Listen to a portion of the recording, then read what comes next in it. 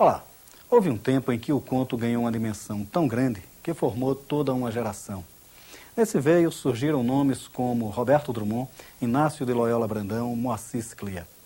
O mineiro Luiz Vilela também surgiu no bojo desse movimento e ganhou destaque por sua prosa sigela no falar, mas profunda na forma e na temática. Vilela lançou há pouco a novela Boris e Doris, e esse é o tema de nossa conversa no Leituras de hoje. Na Dica de Leituras, as levezas e as densidades literárias na análise dos livros Purgatório, de Mário Prata, e Ficha de Vitrola, de Jaime Prado Gouveia. O Leituras começa ouvindo Luiz Vilela.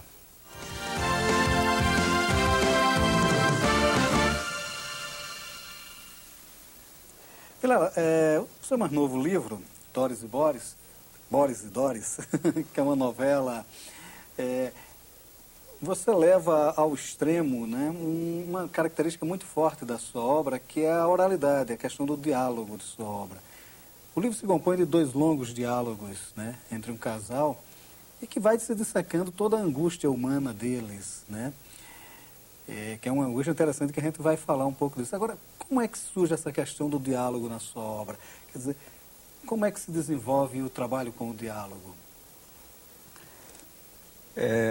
Primeiro que é uma característica, você disse bem, e já presente no meu primeiro livro, né? Tanto é que esse primeiro livro, que é o Tremor de Terra, que aliás, abrindo parênteses, né, foi premiado aqui em Brasília, né, ganhou o Prêmio Nacional de Ficção, há exatos 40 anos, no último dia 20 de abril. Né? Foi em 67, então fez 40 anos agora. Né? E lá no primeiro conto, já é um conto todo dialogado. Todo, só tem diálogo. E outros do livro também, né? A presença do diálogo muito forte. E assim, no segundo, no terceiro e por aí afora, né? Nos romances também, novelas, né? Como essa aí. Então, eu acho que, antes de tudo, é uma coisa natural, né? Um gosto, uma preferência que surge, você não sabe explicar muito bem por quê. E depois, claro, que vem todo um trabalho, né, de elaboração que existe também, naturalmente, com relação aos outros textos, né, que não dialogados, porque eu reescrevo muito tudo, né, todos os meus escritos, eu sempre digo e repito, né, que eu nunca publiquei nada na primeira versão, né, tudo é sempre muito reescrito. E no caso específico do diálogo, né, respondendo mais a sua pergunta, eu uso tem o meu método, né? Eu leio em voz alta, aliás, eu leio em voz alta todo o texto, né? Meu livro, todos são lidos em voz alta, para mim mesmo, claro. E no caso específico do diálogo, eu leio para exatamente sentir, né, o ritmo, né, a flexão, como se fosse mesmo a pessoa ali conversando, como se elas estivessem ali na minha frente, né? E vou até além, como se eu fosse elas. Uma hora, no caso da novela, uma hora eu lia, eu era o Boris, outra hora eu era a Doris, né? Então é isso que eu faço, isso eu faço até que eu sinta, né, que o diálogo está perfeito. Pode não estar perfeito para o leitor ou para quem quer que seja, né? Pode discordar do autor, tem todo direito, mas para mim eu tenho sentido que está perfeito, quer dizer, não há mais nada a retocar ali, né? E para que chegue até esse ponto, você pode imaginar, são muitas leituras, né? Hoje eu leio, amanhã volto a ler e descubro, né, que a palavrinha ali está pegando, qualquer coisa ali, aí, ou às vezes percebo que não está muito bom, mas não sei muito bem por que não está muito bom.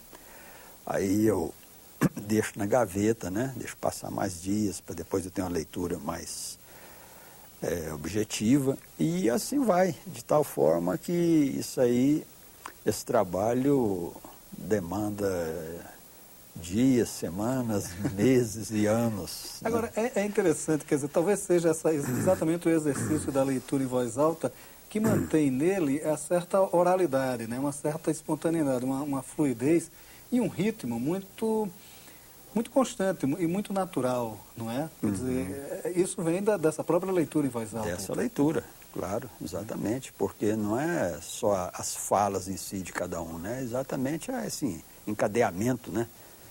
Do diálogo, aquele um fala, outro fala, né? Então isso tudo tem que estar muito bem armado, né? É uma coisa assim que tem que estar formar um bloco realmente, né? Que tudo ali é uma coisa entranhada, né? É isso o diálogo, né? Você, nessa novela também, salienta um aspecto que me deixou muito impressionado,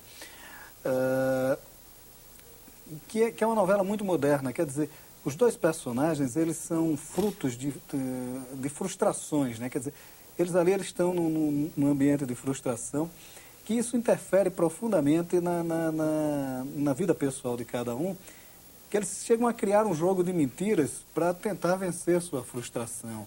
Quer dizer, isso é um debate muito moderno no livro, né? Eu acredito que sim, né? Eu acho que está todo o nosso mundo aí através dos personagens, né? Deles individualmente e também através das questões que os levantam, que não são apenas questões pessoais, mas que são um reflexo do mundo moderno, né? Você falou a palavra frustração, né? Realmente tem lá as frustrações deles, tem as ambições, né? Aliás, é um ponto forte do livro, que é exatamente a ambição, né, do Boris, né, de chegar a um determinado ponto da carreira dele. Então, isso tudo aí, se você pode perceber, são vários temas, né, que são discutidos hoje aí no nosso mundo, que estão presentes lá de uma forma às vezes muito sutil, outras de uma forma às vezes mais aberta, né? E também eu acho que é uma característica, né, da minha obra, apontada pelo menos pelos críticos, mas eu estou de acordo com eles nesse caso, que é as grandes questões humanas, né, da vida, morte, né, o sentido da vida, tudo isso está lá presente no livro, né, nessas poucas páginas, né. Agora, isso eu não faço como uma coisa programada, né. Essas coisas vão surgindo, né, à medida, muita coisa que está no livro, quando eu estava escrevendo, eu não sabia que eu ia escrever, né, as coisas vão surgindo.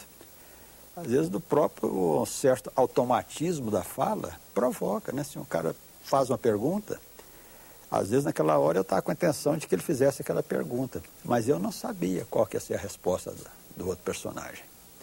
E é na hora ali que eu fico sabendo. É um pouco, né, um crítico a respeito do Borges e Doris comparou o leitor do livro como se fosse um voyeur, né? O cara está ali e é um voyeur de tal ponto que fica até constrangido de estar escutando aquela conversa, né?